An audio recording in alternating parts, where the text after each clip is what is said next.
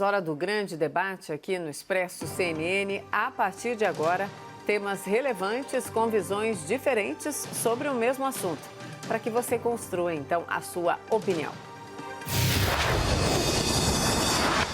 Logo depois que o presidente Bolsonaro anunciou que está com a Covid-19, a imprensa internacional repercutiu a notícia e lembrou várias declarações do presidente. Em diversas vezes, Bolsonaro menosprezou a doença. O tema de hoje é: a maneira como o presidente tratou a pandemia pode ter piorado a situação do país no combate à Covid-19?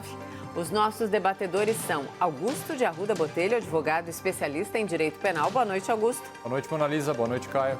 E Caio Coppola, bacharel em Direito e comentarista político. Boa noite, Caio. Boa noite, Mona Lisa. Boa noite, doutor Augusto. Boa noite ao espectador da CNN. Começamos com você, então, Caio. Suas primeiras considerações, por favor.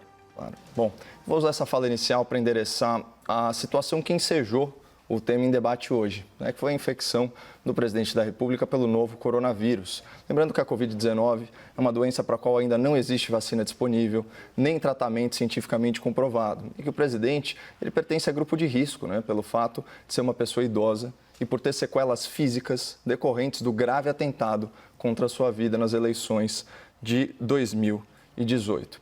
Bom, ontem eu e o meu debatedor, o doutor Augusto, nós já registramos aí nossos votos de saúde ao presidente da República e aqui eu reitero a minha torcida para que ele convalesça rapidamente. O que choca é que esse mínimo de empatia com o próximo não é praticado por muita gente que se diz inclusiva, que se diz tolerante, que se diz progressista e até liberal, Ontem, diante da incerteza sobre o resultado do teste feito pelo presidente, a esgotosfera da internet subiu aquela hashtag #ForçaCovid, uma torcida mórbida, explícita ou velada pela morte do presidente.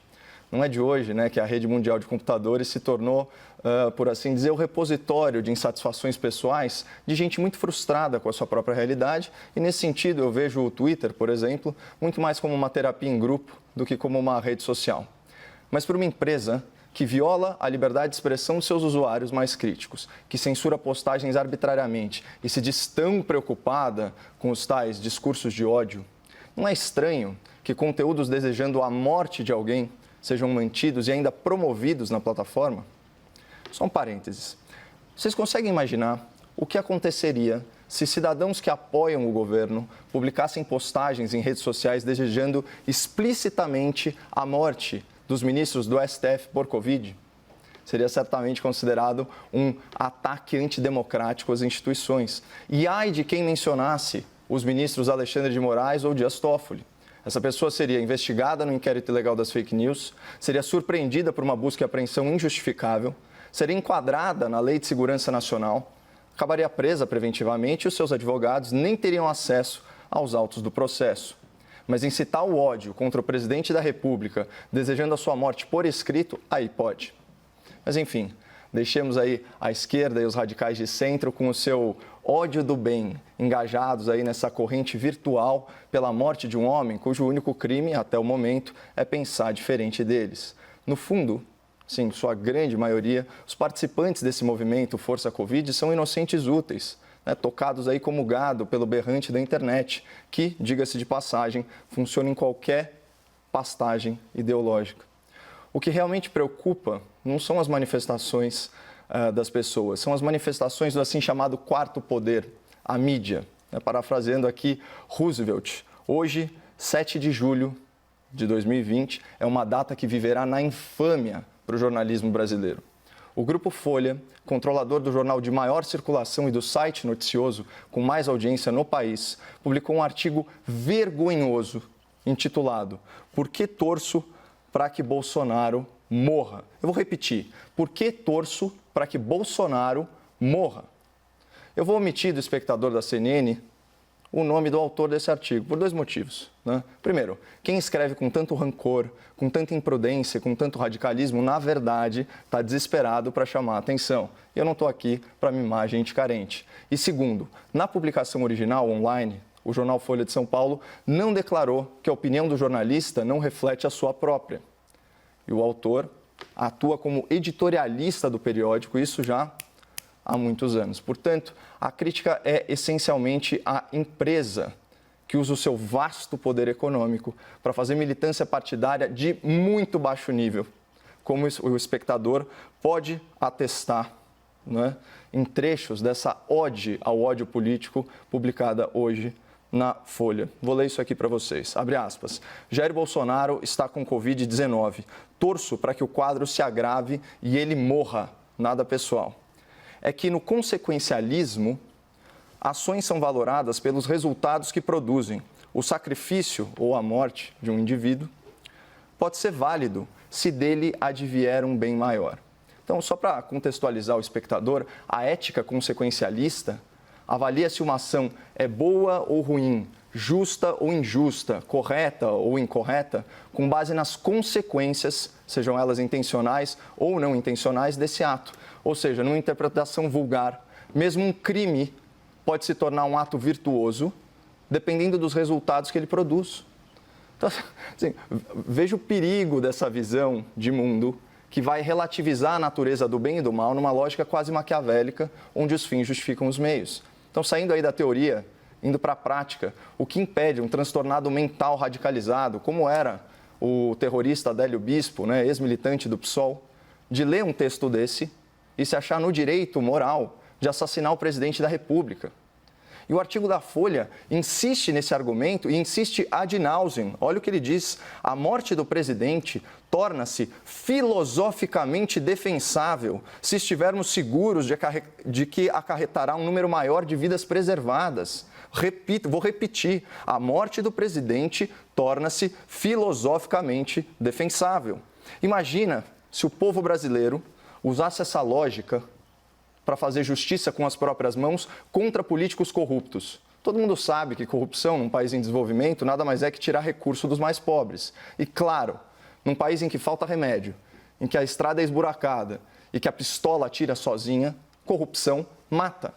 Então, pela lógica do jornal aí de maior circulação do país, também seria filosoficamente defensável assassinar políticos ladrões para preservar vidas da população vulnerável? Será que o jornalismo militante está disposto a perder o seu corrupto de estimação, aí em nome do consequencialismo, né? Então, esse artigo incita o ódio político e presta um desserviço à democracia e ao debate público, calcado em ideias defensáveis, em ideias construtivas. A publicação da Folha é uma vergonha para a imprensa nacional e tinha que ser matéria nas faculdades de jornalismo como exemplo de falta de imparcialidade, falta de prudência e acima de tudo, falta de ética. Ao longo do debate, nós vamos discorrer aqui, eu e o doutor Augusto, sobre erros e acertos do governo na condução da pandemia. E certamente, né, doutor, nós vamos divergir bastante, mas sem torcer pela morte um do outro. Isso seria e é inaceitável. Augusto, suas primeiras considerações, então, por favor. Boa noite a todas e todos. Ontem, no trecho final do debate, eu fiz uma reflexão, sem saber ainda o resultado do exame hoje divulgado do presidente, e eu acho importante começar a minha fala com a mesma reflexão. Não há divergência política, divergência partidária, ideológica, não há sequer raiva, desprezo ou ódio que justifique o sentimento de desejar um mal físico a alguém. Digo isso porque, por mais que tenha a absoluta certeza da parte de responsabilidade de Jair Bolsonaro tem pela situação que hoje nosso país se encontra em relação à pandemia, eu desejo a ele uma rápida recuperação. Acredito que poucas vezes, nesses quase 60 debates que participei aqui na CNN, eu tive tanta certeza em responder a pergunta formulada. Vamos lá. A maneira como o presidente tratou a pandemia pode ter piorado a situação do país no combate à Covid-19? A minha resposta é um sonoro e revoltado sim. Com seus atos, omissões, com sua postura e seu evidente desprezo pela vida, o governo federal contribuiu diretamente para piorar a nossa situação. Para começar, eu vou trazer aqui uma triste e reveladora linha do tempo. 10 de março. A questão do coronavírus não é isso tudo que a grande mídia propaga. No meu entender, está superdimensionada o poder destruidor desse vírus. 15 de março, com toda certeza há um interesse econômico nisso. para que se chegue a essa histeria. 24 de março, pelo meu histórico de atleta, caso fosse contaminado pelo vírus, não precisaria me preocupar. Nada sentiria ou seria, quando muito, acometido de uma gripezinha. 26 de março, o brasileiro tem que ser estudado. Ele não pega nada. Você vê o cara pulando no esgoto ali, sai, mergulha e não acontece nada com ele. 12 de abril, parece que está começando a ir embora essa questão do vírus. 20 de abril, eu não sou coveiro, tá? 28 de abril, e daí? Lamento. Quer que eu faça o quê? Eu sou Messias, mas não faço milagre. Eu acho que eu não preciso lembrar o espectador que todas essas frases foram ditas pelo nosso presidente da República. Eu acredito que sequer os apoiadores do presidente e seu íntimo tenham coragem de alguma forma, defender apenas uma dessas frases que eu acabei de dizer. Se fossem apenas as frases, e aqui nesse debate nós já concordamos que o governo federal tem um gravíssimo problema de comunicação, mas se fossem apenas essas frases, nós poderíamos tratar disso de uma forma. Mas não são. Os atos do presidente, principalmente aqueles em que ele ativamente optou por boicotar o tão necessário isolamento, participando e incentivando seus apoiadores a se aglomerarem, a saírem nas ruas, a colocarem em risco a vida de milhares de pessoas, comprovam a irresponsabilidade de Bolsonaro. Agora eu vou comentar um fato recente que mostra, mais uma vez, o desrespeito dele pela vida. Foi aprovado pelo Congresso Nacional, agora em 9 de junho, um projeto de lei que torna obrigatório o uso de máscaras em vários lugares, como igrejas, comércios, escolas. Esse projeto de lei é uma daquelas leis tão óbvias que sequer precisariam ser uma lei. É quase um senso comum. Usar máscara é necessário, ponto. E o que fez nosso presidente? Primeiro vetou do projeto o artigo que obrigava o uso de máscara nos estabelecimentos prisionais. Parece agora que ele quer colocar em prática o bordão, por tantas vezes dito, de que bandido bom é bandido morto. Só que parece o presidente esquecer que no sistema prisional não estão apenas presos criminosos. Estão lá milhares de funcionários, carcereiros, agentes de segurança, pessoas que trabalham no departamento administrativo, médicos, líderes religiosos. Me expliquem uma razão possível para justificar esse absurdo veto que não seja, mais uma vez, o evidente desprezo pela vida humana. E os vetos não param aí. Um outro artigo do PL obrigava uma série de órgãos e estabelecimentos a fixar cartazes, exatamente isso, fixar cartazes informativos sobre a forma correta de se utilizar a máscara. O que o presidente fez? Vetou essa parte. O que de mal teria em obrigar um estabelecimento a fixar um cartaz explicando como a máscara deve ser usada? Mais uma vez, me expliquem, por favor, a razão desse veto. Eu finalizo agora com algo muito grave. Hoje, o presidente, ao comentar o resultado positivo do seu exame, afirmou o seguinte, abre aspas, eu achava que já tinha pego lá atrás, tendo em vista a minha atividade muito dinâmica perante a população. Disse o presidente, portanto, que em algum momento suspeitou ele ter sido infectado lá atrás. Se tomarmos como base, e essa é uma comparação lógica, as datas em que os primeiros exames, aqueles que deram negativo, foram feitos, temos o seguinte, Bolsonaro realizou exames dia 12, 17 e 18 de março. Ou seja, é possível afirmar que neste período havia pelo menos uma suspeita por parte do presidente de estar ele infectado. Agora, pasmem. Justamente nesse período, Bolsonaro saiu às ruas, cumprimentou seus apoiadores, tirou fotos, chegou a rezar com eles naquele cercadinho em frente do Palácio do Planalto. E no dia 18 de março fez uma reunião, num período que evidentemente suspeitava ele estar doente, fez uma entrevista coletiva com vários de seus ministros, um sentado lado do outro. Portanto, diante dessa informação dita pelo próprio presidente, comparada com o período em que esses primeiros exames foram feitos, nós não estamos mais diante apenas de reiteradas irresponsabilidades. Estamos diante da possível prática de mais crimes comuns por parte do presidente da República. Um deles, por exemplo, é o de expor a vida ou saúde de alguém a perigo. O presidente, suspeitando estar infectado, não se isolou, muito pelo contrário. Quando ele se recuperar, E como eu já disse, espero que isso se dê de forma rápida e satisfatória. E aqui eu vou usar a frase do brilhante advogado e ex-ministro da Justiça José Carlos Dias.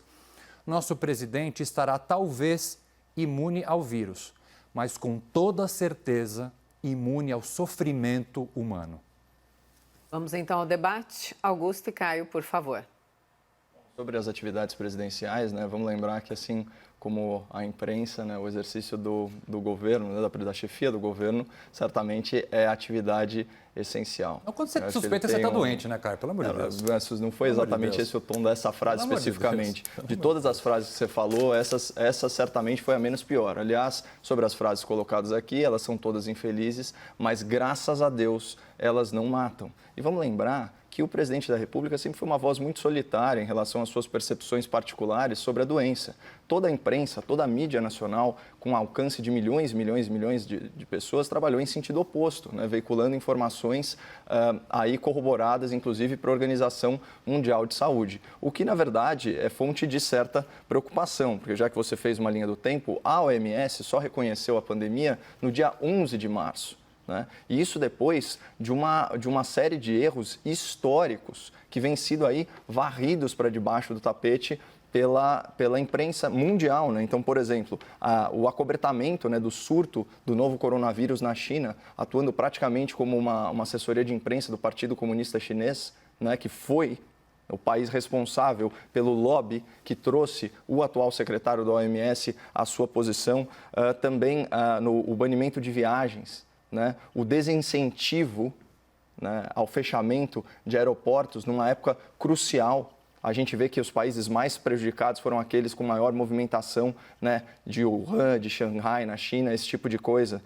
Aquela confusão a respeito das máscaras, que chegando a desaconselhar a população a adquirir esses equipamentos de proteção individual, que hoje se sabe tem um benefício comprovado, né, na transmissão, para impedir a transmissão do vírus. Aí, finalmente, a história do Fique em Casa como política pública, né, que depois foi desdita pelo próprio secretário, pelo próprio diretor-geral da OMS, né, que disse que em países em desenvolvimento, como é o caso, por exemplo, do Brasil, o Fique em Casa pode ter efeitos mais perniciosos. Primeiro porque, assim, não dá para a gente imaginar que numa realidade de comunidade é possível você praticar um isolamento social efetivo. E, de fato, os estudos todos que basearam essas medidas, né, principalmente do Imperial College de Londres, falavam que numa situação de isolamento social entre 60% e 40%, haveria aqui no Brasil, nessa altura do campeonato, mais de 500 mil de óbitos. Né? Então, não tem como menosprezar as dezenas de milhares de vítimas aí dessa pandemia aqui no Brasil, mas certamente isso não chega perto do número alarmista que foi aí amplamente divulgado, né?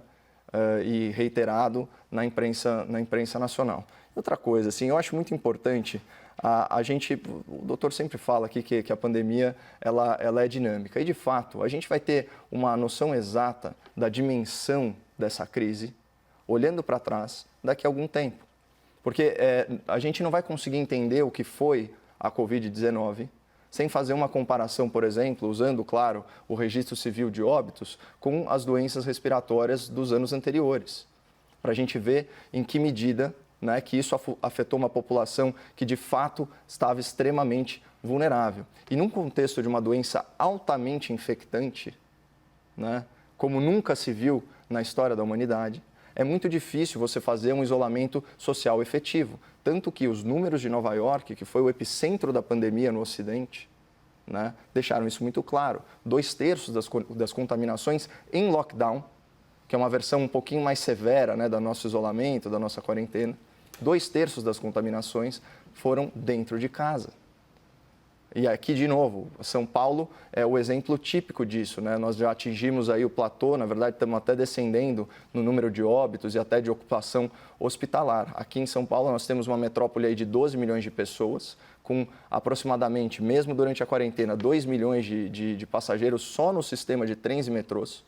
E essas pessoas, elas vão trabalhar nas suas atividades essenciais e elas retornam para casa. Então, qual que é a efetividade desse isolamento ao longo do tempo? É realmente achatar a curva, só que não a ponto da gente conseguir esperar por um tratamento efetivo ou por uma vacina, né? Vamos falar em um nome comum de cura, né? Não dá tempo de fazer isso, principalmente num país que não tem tantas reservas econômicas, em que as pessoas precisam trabalhar para sobreviver, né? Então, é aqui que a gente coloca. E qual foi o impacto das medidas, né, do governo federal? Vamos lembrar, né, já a partir de 15 de abril, a gente certamente vai retomar isso, todas as decisões relativas a isolamento social, por competência concorrente, elas passam a ser adotadas pelos prefeitos e pelos governadores, cada qual fazendo o seu plano da forma que bem entende, né? O que a gente pode dizer é que, sim, a situação de saúde, a situação emergencial de saúde pública, ela foi decretada com muita antecedência. A Lei Nacional da Pandemia, que foi sancionada pelo presidente da República, né, uma lei que passou pelo Congresso Nacional, ela remonta ao começo de fevereiro, ela é anterior ao primeiro caso da pandemia aqui no Brasil, ou seja, aqui em São Paulo. O primeiro óbito da pandemia foi 16 de março, acho que, se não me engano, em 6 de fevereiro, essa lei já estava vigente. Então, todos os governadores já estavam com condições aí de fazer as contratações, de preparar os seus sistemas de saúde. O que a gente tem que determinar aqui é muito simples. As pessoas estão morrendo por que motivo? Por uma questão imunológica, porque realmente é uma doença de difícil tratamento e que ainda não tem cura? Ou elas estão morrendo por dificuldade de acesso a hospitais? E isso se dá na esfera municipal e estadual, especialmente nas localidades que foram fustigadas aí por anos e anos de má gestão pública de corrupção. Bom, o tema do debate hoje não é o OMS, não é o artigo da Folha, não é o interesse científico ou a validade do isolamento. O tema hoje do debate é se o presidente Jair Bolsonaro tratou bem da pandemia no país ou não. Presidente este que em 2015, numa entrevista, disse sobre a ex-presidente Dilma Rousseff: eu espero que ela acabe hoje de infarto ou de câncer. Esquecemos essa frase? Ele não disse essa frase? Ele não homenageou um torturador na Câmara dos Deputados? Mas o tema não é esse. O tema é o trabalho e a postura do governo federal, especificamente em relação ao presidente, no combate à pandemia. E assim, eu fico revoltado em ouvir aqui nesse debate, com todo respeito, Caio, uma pessoa que fez direito, voltar nesse argumento panfletário de meme de WhatsApp, que é a competência do STF. Você leu a decisão, você sabe que não é isso. Você sabe que a responsabilidade é tanto do governo federal quanto dos governos estaduais. Não dá para lavar a mão com base nessa decisão do STF. A gente já reiterou, a gente já trouxe essa discussão várias vezes. Não dá para insistir nesse tema. Como não dá para trazer de novo esse estudo de Nova York de que 2/3 das pessoas ficaram infectadas em casa. Eu desmontei esse teu argumento aqui, ao vivo. Esse estudo foi feito com 66 pessoas, ele não significa nada. Vamos tratar da realidade. Qual é a realidade? Que um levantamento feito pelo UOL disse que o presidente Bolsonaro esteve, em média, durante a pandemia, uma vez por dia em uma aglomeração. É isso que eu estou querendo tratar, essa postura de um líder da nação que pode discutir se o isolamento deve ser feito de forma horizontal, vertical, diagonal. Não é isso que eu estou discutindo agora. Esse tema a gente já discutiu em vários debates. É a postura do líder de uma nação que, durante uma pandemia, faz pelo menos uma vez por dia uma aglomeração. 62 aglomerações ele fez na porta do Palácio. É esse tipo de imagem que ao mesmo tempo fica ligada a um veto de fixar um cartaz de como usa uma máscara. Uma imagem de que no dia em que ele divulga que está infectado por Covid-19, ele numa live toma um remédio cuja eficácia não está comprovada. Qual é o exemplo que essa pessoa está passando para as milhares de pessoas que estão doentes? Ele pode tomar hidroxicloroquina, ele pode tomar o que ele quiser. Mas tome em casa, com receita médica, não faça um vídeo, num primeiro momento, falando: olha aqui, eu vou passar. O que é isso? Que líder mundial fez isso? Que responsabilidade é essa? É uma medicação que sequer está sendo usada em vários hospitais aqui de São Paulo, cuja eficácia está sendo discutida, pode ser até que sirva, mas é papel do presidente da República tomar um comprimido na frente de uma televisão dizendo: qual foi a frase que ele usou? Eu tomei, você também vai tomar? Parece que ele está fazendo campanha para o remédio. É esse tipo de postura que nós temos que discutir. Todas as questões técnicas nós discutimos aqui. É inadmissível, sob qualquer ótica, e mesmo para o maior apoiador do governo, admitir que esse é o tipo de postura no meio da maior pandemia da nossa história que nós temos do líder da nação. Tirando divergências políticas, partidárias, ideológicas, não importa quem é Bolsonaro, ele é o presidente do meu país, queira eu ou não, e vai continuar sendo, provavelmente. Ele não pode continuar agindo assim. A entrevista hoje, o espectador deve ter assistido, o Caio assistiu, eu assisti. Ele se afasta e, eu vou repetir, retira a máscara, sabendo que está infectado. Que imagem ele passa para várias pessoas na rua? Quem agora? O presidente tirou a máscara, por que eu vou ficar andando de máscara na rua? Desculpem, espectador, o tom, mas realmente hoje o dia está muito complicado. Muito complicado. Fugiu completamente do normal, e olha que o normal neste governo foi redefinido por diversas vezes, as cenas que nós vimos. E essa afirmação do presidente, que é gravíssima, do ponto de vista jurídico, do ponto de vista técnico do direito penal, dizer que ele desconfiava no passado estar infectado e mesmo assim saiu às ruas, abraçou pessoas, beijou, tirou fotos, está ele mais uma vez às beiras da justiça criminal.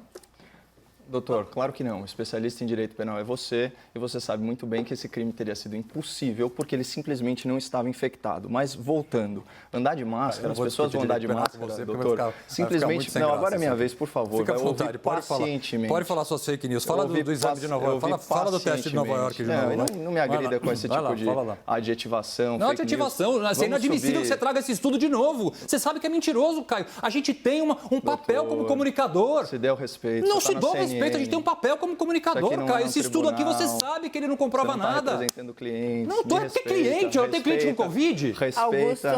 Augusto e Caio, debatedores, por gentileza, em respeito a todos, baixem o tom, por favor, e os argumentos finais, quem tem ar para começar agora?